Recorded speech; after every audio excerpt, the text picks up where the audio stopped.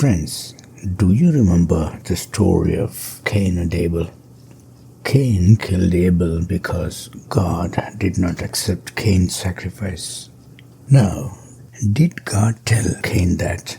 No, it was obvious. Both Cain and Abel offered their sacrifices. Abel's sacrifice was consumed by fire from heaven, and Cain's was not. Those were the order of things in those days. Then, after the great flood, Noah came out of the ark and he made an elaborate sacrifice to God. Again the fire came from heaven and consumed the sacrifice.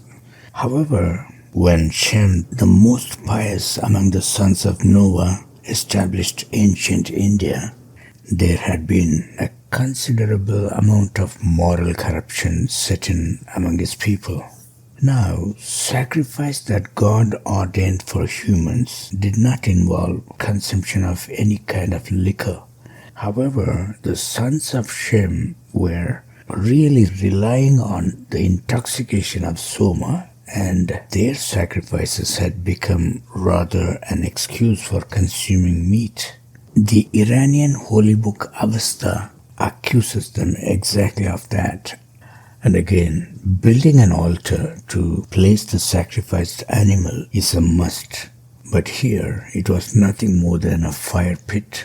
So God's fire did not descend from heaven anymore to honor the sacrifice of the sons of Shem.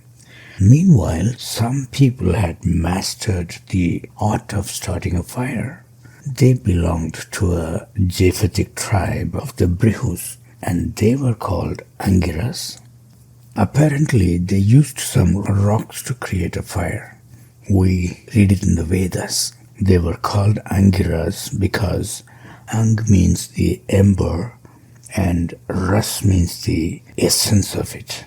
And these Angiras became an integral part of the sacrifice who were of the Semitic race because they were Shem's people, and Shem, the king Bharat, was the progenitor of the entire Semitic race. In the process, the Angiras also composed many Vedic hymns. But that is not the end. The ancient Indians, particularly the people of North India, where the ancient India began, continued to call their deported cousins by their ancient names. For example, the Greeks were called Yunanis, based on the biblical name Javan. Egypt was called Mizr because Egypt was named after Mizraim, the youngest son of Ham. Similarly, when the British came to India, they called their language Angrezi. Maybe they knew that these people belonged to the same tribe of Angres. These things further confirm the claim made by the Vedic scholar Shrikant Talagiri that the Indo-European family originated in India, and the battles they fought and lost made them move toward the west, not only up to Albania, but even into the British Isles. Primarily, these people were the sons of Noah's eldest son, Japheth. That is why they rebelled against Noah when he was about to install his other son Shem, a king over them. He was the king Bharata who gave the name Bharat to India, and that was the root cause of all the Vedic battles. Today, if you see the Japhetic settlements, most of them are in Turkey and Europe. So we may be tempted to think that Noah's Ark landed on the Mount Ararat in the northern part of Turkey and these people settled nearby.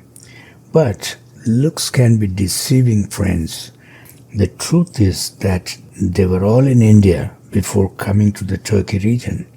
I know it positively because of the constant trade connections India maintained with the people of Javan, known as Turvasu in India. Now, let me talk about Prometheus, who is claimed to have brought fire to humanity. Being a son of Japheth, he was also in India because Japheth's life also revolves around ancient India. What you see here is King Yayati, who was the biblical Japheth, installing his son Puru as the king of the ancient Indians. However, later Noah brought Shem and installed him in his position in order to stabilize the kingdom. Now, I don't know the equivalent name of Prometheus in Indian mythology. However, he might be the first one among the Angiras people. Interesting, isn't it? This is another part of the big picture to consider, friends. Thanks for watching.